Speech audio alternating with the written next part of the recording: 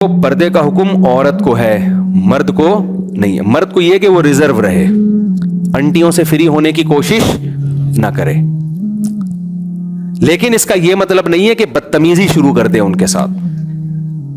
سمجھتے ہو کہ نہیں سمجھتے؟ جیسے یونیورسٹی میں لڑکے ہیں، ہم ان کو کہتے ہیں کہ یار آپ کے ساتھ جو کلاس فیلوز ہیں آپ نہ فری ہوں ان سے، اپنے کام سے کام رکھیں، جائیں، کوئی سلام دعا کی ضرورت نہیں ہے۔ کسی نے سلام کر لیا تو تمیز سے جواب دے دیا جائے۔ اس میں پھر آپ کا یہ جو ایٹیٹیوڈ ہے نا کہ فتنہ ہوگا اور میں نہیں، تو اگلی سمجھے گی کہ پتہ نہیں یہ سارے مولوی ہی ٹھرکی ہوتے ہیں، انہی کو بہت زیادہ فتنے کا اندیشہ ہے، باقی تو سلام دعا کر کے نکل جاتے ہیں۔ کچھ چیزیں زمانے کے ساتھ کیا ہو جاتی ہیں۔ پہلے زمانے میں جب پردے کا ماحول تھا نا تو لڑکی کا سلام کرنا ہی غلط سمجھا جاتا تھا، وہ واقعی غلط تھا۔ اب جب پردے کا ماحول نہیں ہے تو یہ ایک نارمل روٹین کا حصہ بن چکا ہے۔ آپ جہاز میں جاتے ہو، ایئر ہوسٹس آتی ہے، سر کیا چاہیے آپ کو، آپ یوں بولو اللہ کی پناہ چاہیے، دفعہ ہو یہاں سے، ہمارے شیخ نے کہا ہے کہ نظر نیچی رکھو۔ تو اس سے عورت کے فتنے سے تو شاید بچ جاؤ آپ، لیکن ایک اور فتنہ، وہ بولے گی پتہ نہیں کیا ہے، اس کو کوئی ٹھڑک ہے، کیا ہے کہ مجھ پہ نظر پڑ گئی تو پتہ نہیں اس کو کیا ہو جائے گا۔ تو کوئی بھی ایب نارملٹی والا کام کرنے کی کوشش، نارمل جیسے سارے تمیز سے سفر کر رہے ہیں نا، ایسے آپ بھی تمیز سے سفر کرو، پر یہ کہنے کا مقصد ہے۔ نہ گھور گھور کے اس کو آنکھیں پھاڑ پھاڑ کے دیکھو، اور نہ ایسے بن جاؤ کہ جیسے پتہ نہیں سارا تقویٰ اور للہیت آپ پہ نازل ہو رہی ہے۔ نارمل بنو، اپنے جذبات پہ کنٹرول کرو، بولو بھائی میری بہن ہے، بس ختم ہو گئی بات۔ اب یہ میں اس لیے بتا رہا ہوں کہ بعض دفعہ علماء کے ساتھ بھی ایسا ہوتا ہے۔ مجھے تو یاد ہے ایک دفعہ میں کسی باہر کی ایئر لائن میں سفر کر رہا تھا، اب کوئی کیمرہ سے ویڈیو بنا کے ڈالتا نا، میں تو یہ ڈر رہا تھا یار کسی نے ویڈیو بنا کے ڈال دی تو میرا تو بیڑا غرق، میں تو ایئرپورٹ پہ اترنا مشکل ہو جائے گا۔ اب ایئر ہوسٹس تھی، وہ ایئر لائن بھی کسی دوسرے ملک کی تھی، ایمریٹس ایئر لائن تھی میرا خیال ہے۔ اب وہ ایئر ہوسٹس بھی عربی، اب ظاہر ہے ایئر ہوسٹس تو اکثر ینگ ہی ہوتی ہیں۔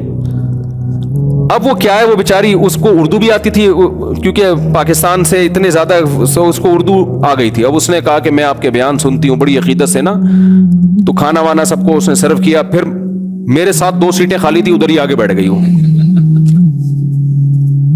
اب ایئر ہوسٹس بیٹھ گئی، کہہ رہی ہے وہ آپ سے مجھے آدھا گھنٹہ اس نے مجھ سے بات چیت کی ہے، اردو تھوڑی کمزور تھی اس کی، لیکن اپنے مسائل اور یہ، اور مجھے آدھے گھنٹے میں، مجھے الحمدللہ اللہ سے امید لگا کے کہہ رہا ہوں، کوئی دعوے نہیں کہ مجھے کوئی الحمدللہ فتنہ نہیں ہو رہا تھا، کہ جو ہے نا جیسے ایک ٹین ایجز لڑکوں کو تو وہ تو شاید یہ تاریخی لمحات ہوں ان کے لیے نا، ڈائری میں لکھ لیں ہم تو بھائی 15 بچوں کے باپ ہیں الحمدللہ، گھر ہے اور ایک ایج بھی ہوتی ہے انسان کی، اور پھر کچھ اپنے اندر بھی، میں نہیں کہہ رہا کہ مجھے تو ڈر لگتا ہے کوئی دعوے کبھی نہ کرو بیٹھ کے، لیکن اس وقت بہرحال مجھے کوئی ایسا فتنہ عام طور پہ ایسے موقع پہ ہوتا نہیں عام طور پہ۔ تو میں بیٹھ گیا، میں اپنا آرام سے بیٹھوں، وہ ادھر آ کے پہلے تو وہ مسائل پوچھتی رہی، پھر بیٹھ ہی گئی۔ مجھے یہ ڈر لگ رہا ہے کہ یار کوئی کسی نے تصویر کھینچ کے ڈال دی نا تو میری ایسی کی تیسی۔ اب بتاؤ میں اس کو اگر اٹھاؤں وہاں سے، تھوڑا فاصلہ تھا الحمدللہ، یعنی بیچ میں ایک بندے کا فاصلہ تھا، وہ فاصلے سے بیٹھی ہوئی ہے، اب میں اس کو بولوں کہ آپ یہاں سے چلی جائیں تو یہ غلط رویہ ہوگا۔